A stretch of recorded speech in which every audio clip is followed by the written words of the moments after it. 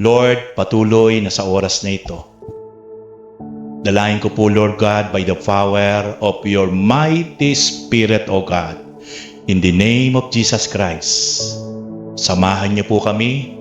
Use your servant, O God, sa aking po panunog at pagme-mentor, pagtuturo, Lord God, sa lahat ng workers and leaders ng Jesus Christ, the Freedom and Highly Favored Church. Lord, yung espiritu ng kasabikan, yung espiritu ng kaseryosohan, and the spirit of understanding ay patuloy na mag-flow at mag-manifest sa aming mga puso at isipan sa oras na ito, Father God.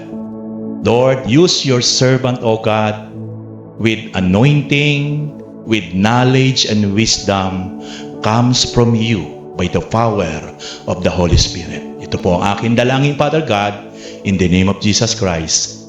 Amen and amen. Okay, tayo po ay dako na po sa ating mentoring or discipleship para po sa ating mga workers and leaders. Okay, ang aking pong topic na isi-share ngayon sa inyo ay it is about the greatest desire. Everybody says, the greatest desire. Sabay-sabay tayo, lakas natin. The greatest desire. Okay. Kung matatandaan niyo po, yung tinapik natin yung patungkol kay Sakeo, madami siyang pera, may mataas siyang posisyon, lahat ng mga bagay na pinapangarap ng tao ay meron siya. Wala na siyang hahanapin pa. Pero hindi ito ang tunay na nakapagbigay ng tunay na satisfaction sa buhay ni Sakeo. Hindi siya napaligaya ng malalim na kaligayahan na nagmumula sa Diyos doon sa kanyang dating buhay. Pero kung matatandaan niyo, nang dumating kay Sakeo, yung tinatawag na new desire. Ito ang napakahalagang nangyari sa buhay ni Sakeo. Nung nagkaroon siya ng bagong hangarin, na hindi ang magbebenepisyo ay yung kanyang sarili. Nagkaroon siya ng bagong hangarin na hindi para sa kanyang sarili, kundi yung new desire na kanyang naranasan ay para sa ating Panginoong Hesus. So, it means napakahalaga pala ang tinatawag na new desire. Bagong pagnanasa, bagong hangarin, sapagkat ito ang magbabago sa sitwasyon ng buhay natin. Nung magkaroon ng bagong hangarin si Sakeo, naranasan niya ang tinatawag na new rejoicing, new highly favor. Naranasan niya talaga yung new heart. Naging generous siya.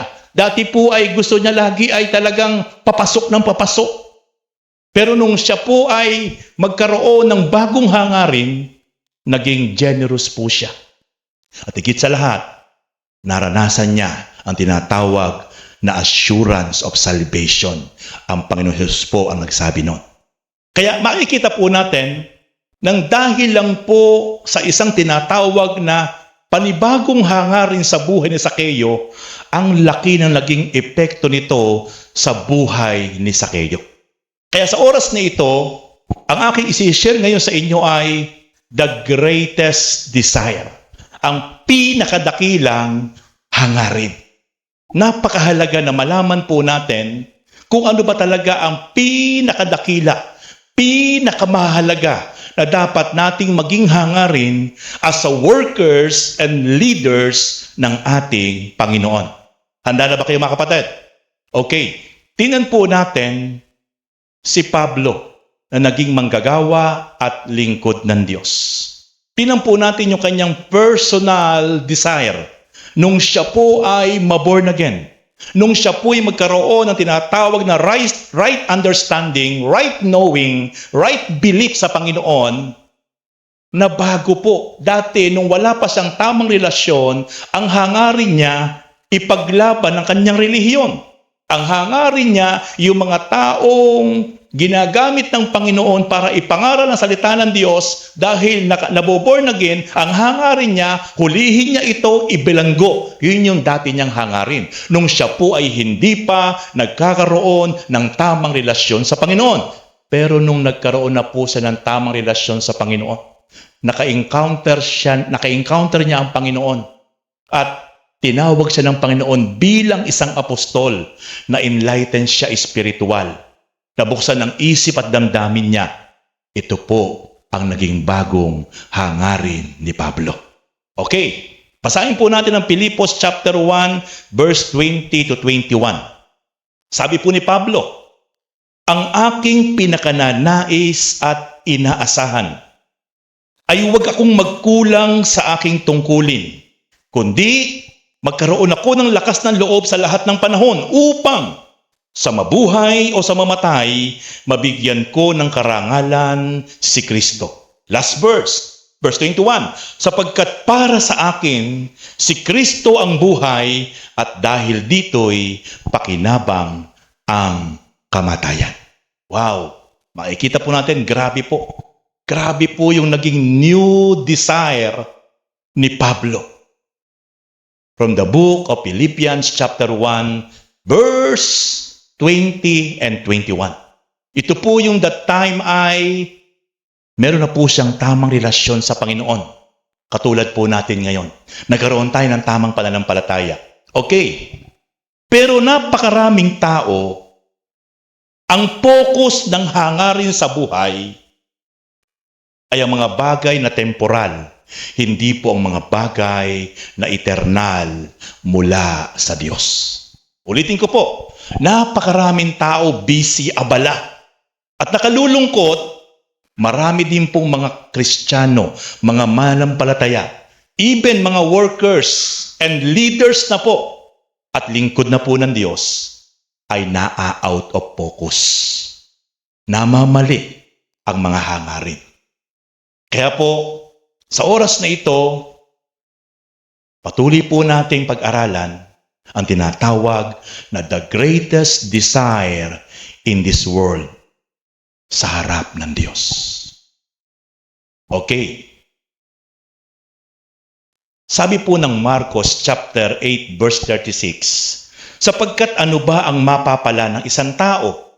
Makamtan man niya ang buong daigdig, ngunit mapapahamak naman kung mapapahamak naman ang kanyang sarili. It is useless. It is nothing. So ibig sabihin, napakaraming tao nakasubsob, nagdo-double time. Ginagawang araw ang gabi. Ginagawang gabi ang araw. Sapagkat sa paghangad na magkamit ng mga pangarap, treasure, yaman sa mundong ito. Hindi masama po yun. Pero sabi po ng Diyos sa kanyang salita, ano ang mapapala ng tao? Makamit man niya ang yaman ng buong mundo. Pero, kung hindi naman niya nagagawa ang pinakatamang hangarin para sa Diyos, it is nothing. It is useless. Kung mapapahamak naman ang kanyang kaluluwa, ano ang kahihinatnan ng kanyang pagpapagal at pagpupursige sa buhay?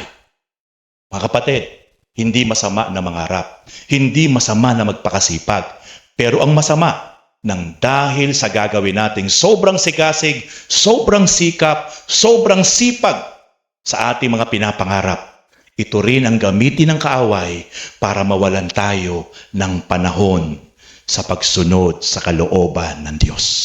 Yun yung masakit.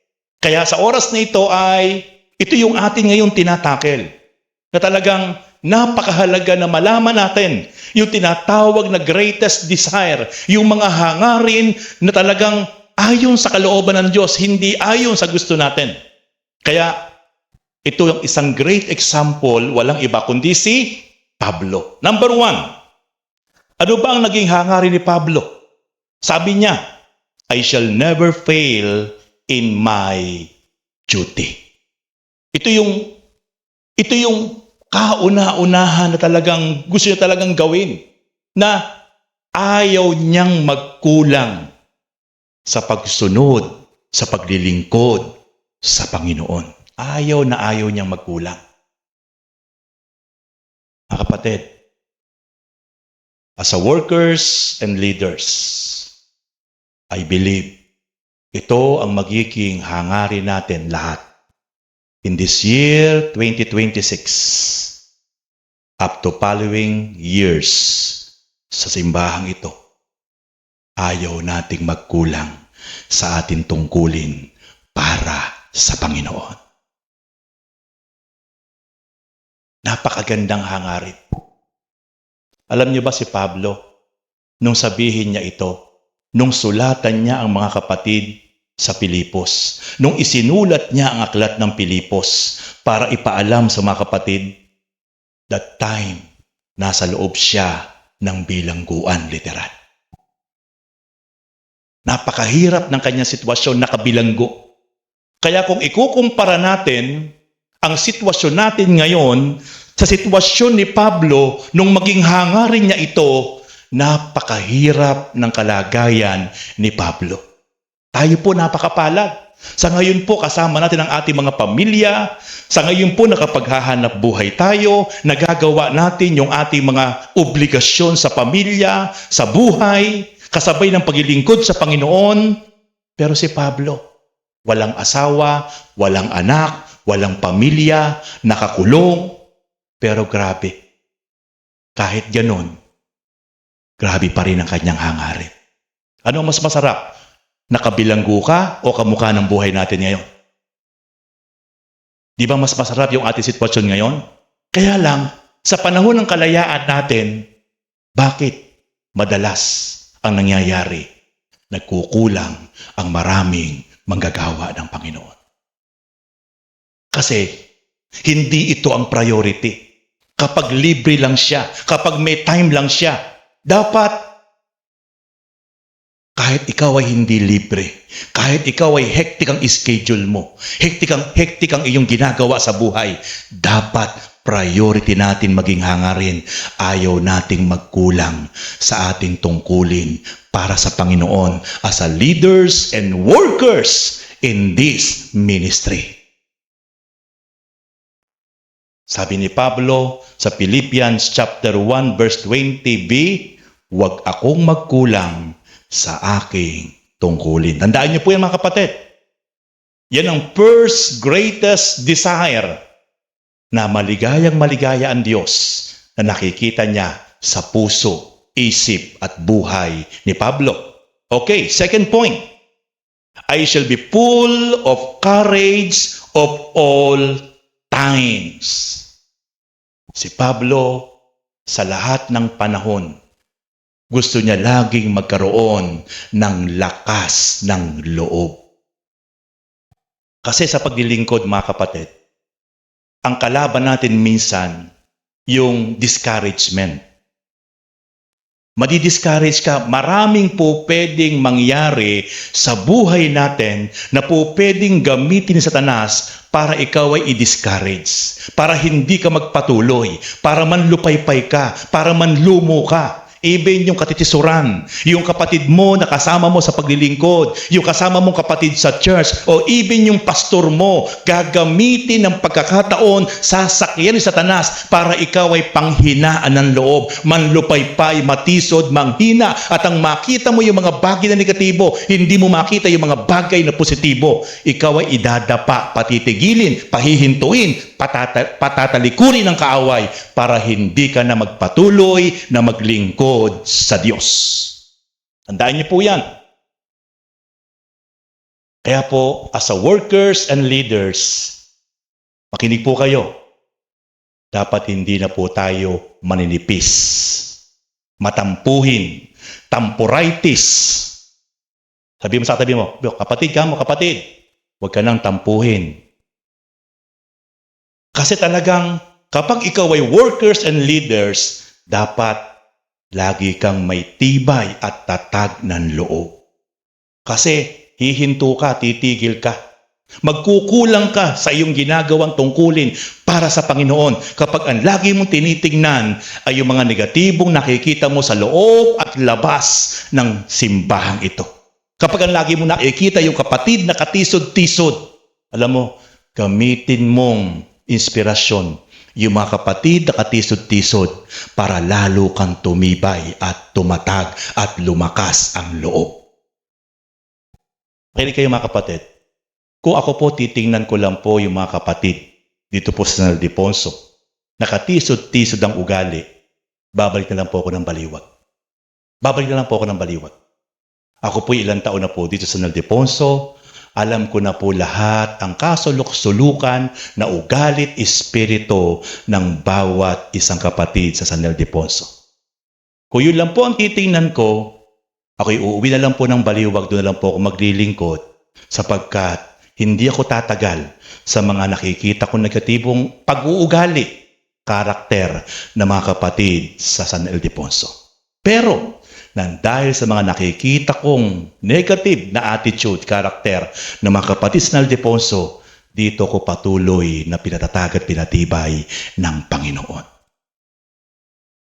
Alam niyo po, kung maghahanap tayo ng perfect na church, wala po tayo makikita. Wala po.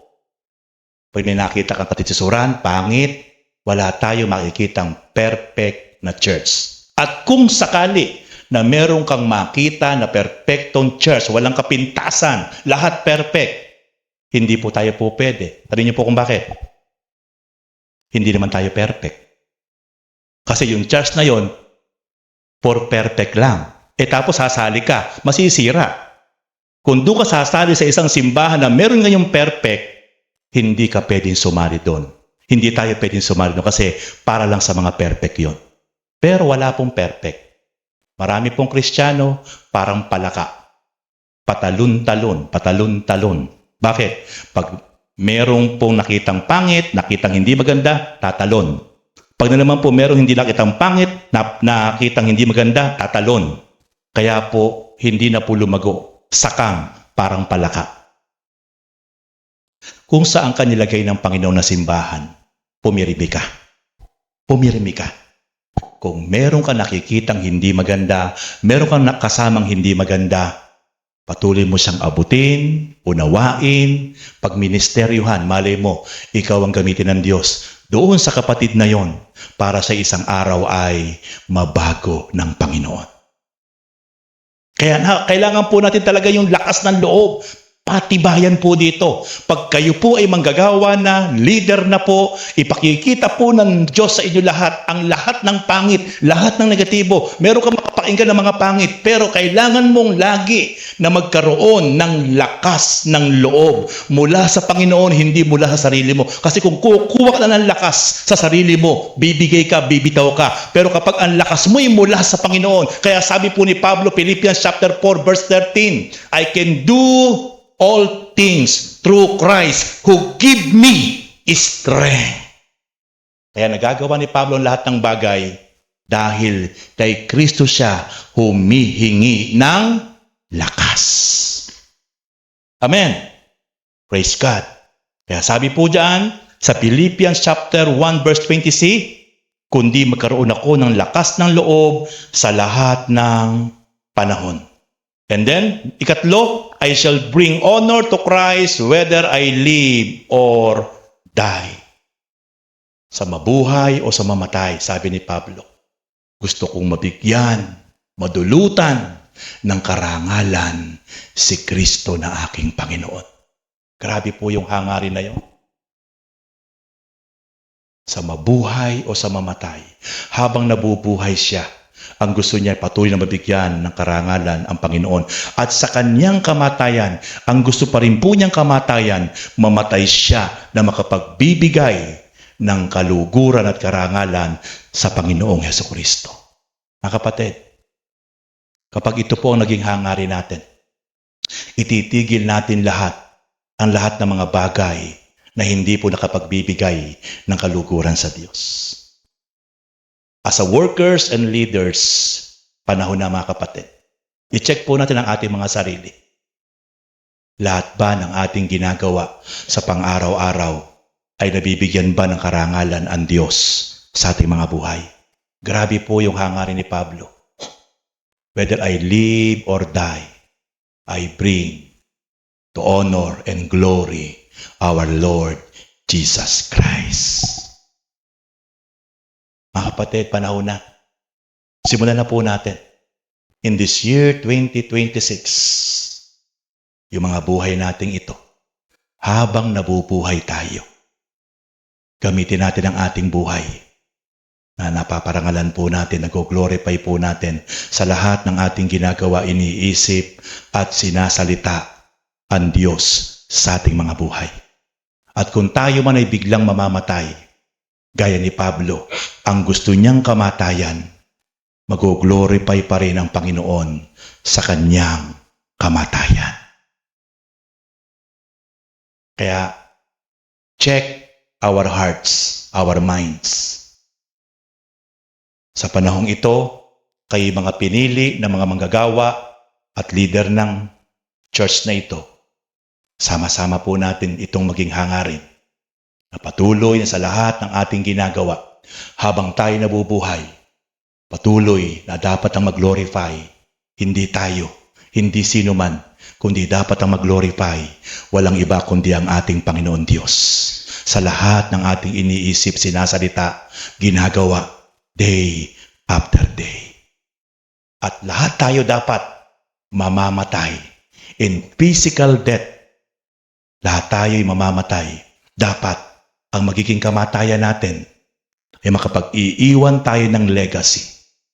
Tayo magiging inspirasyon sa napakaraming tao na iiwan natin at mag-glorify ang Panginoon sa ating kamatayan. Amen? Ang masakit na matay ang isang Kristiyano, ang isang gagawa. Siya pa nagbebenta ng shabu kaya napatay na baril. Tingin niyo nag-glorify niya yung Diyos? Hindi. Dapat kung mamamatay man tayo, mas masarap mamatay tayo sa gitna ng paglilingkod na tapat sa Panginoon. And then, sabi dito, sa mabuhay o sa mamatay, mabigyan ko ng karangalan si Kristo. Philippians chapter 1, verse 20b. Last point. Last desire ni Pablo in the book of Philippians chapter 1, verse 21. For to me, to live is Christ, and to die is gain. Grabe po si Pablo. Sabi ni Pablo, grabe yung hangarin niya. Para sa akin. Para sa akin. Habang nabubuhay ako sa ibabaw ng mundo, humihinga, yung buhay kong ito, hindi para sa akin, kaibigan lang. Hindi para sa akin sarili lang. Hindi para sa aking mga pangarap lang. Habang nabubuhay ako sa ibabaw ng mundo na ito, ang buhay kong ito, para lang kay Kristo na aking Panginoon. Grabe yung hangarin na yun. At kung ako man ay mamamatay, sabi ni Pablo, pakinabang yun sa lahat ng aking ginawa na paglilingkod ng tapat sa Kanya. Workers and leaders, ito ang napakaganda na pasimulan po natin sa taong year 2026. Sayang, maraming wala na leaders and workers ngayong gabi sa iba't ibang kadahilanan. Sayang. Sayang po yung mensahe para sa mga workers and leaders. I want to encourage to all of you, lagi ninyong kasabikan ang mentoring and discipleship every Wednesday. Amen? Ito po ang magmo-motivate, ito ang mag-e-equip, ito ang mag-e-empower sa ating mga hangarin. Yung bawat pag-aaralan natin na salita ng Diyos from the Holy Scripture. Hallelujah! Praise God! Sabi ni Pablo, para sa akin, ang mabuhay ay kay Kristo, ang mamatay ay pakinabang. Nakalulungkot, napakaraming Kristiyano, nabubuhay para sa kanyang sariling kasiyahan lang. Nabubuhay para sa kanyang sariling mga pangarap lang. Nabubuhay para sa kanyang sariling ambisyon lang. Nabubuhay para sa kanyang sariling nasa lang. Hindi kamukha ng nasa ni Pablo na nabubuhay higit sa lahat para sa pagsunod ng tapat sa kalooban ng Panginoon. Talagang inoper na niya, talagang idinedicate na niya ang kanyang buhay para sa Panginoon habang siya'y nabubuhay sa ibabaw ng mundo. Kapag lahat kayo ng mga manggagawa at leaders ng Jesus Christ, the Freedom and Highly Favored Church, itong atin ngayon na napag-aralan, lahat ito ay hinakbangan natin, in-apply natin, ipinamuhay natin, may matinding mangyayari sa buhay natin, sa ating pamilya, even sa church na ito. Kaya, ito po ang mentoring natin ngayong gabi. Patuloy niyong ipag-pray, patuloy niyong idulog sa Diyos. Nawa ang mga salita ng Diyos ay hindi pumasok sa tainga at lumabas sa kabilang tainga. Nawa sa pagpasok sa ating tainga, i-shake natin yung ating ulo. I-shake natin, alog, para malaglag sa puso. Yung salita ng Diyos na atin po napakinggan. Ito ay mag-ugat, ito ay mamunga sa ating mga buhay. Sapagkat ito ang mag-i-equip ng ating pong mga pagsunod at pananampalataya sa harap ng Diyos.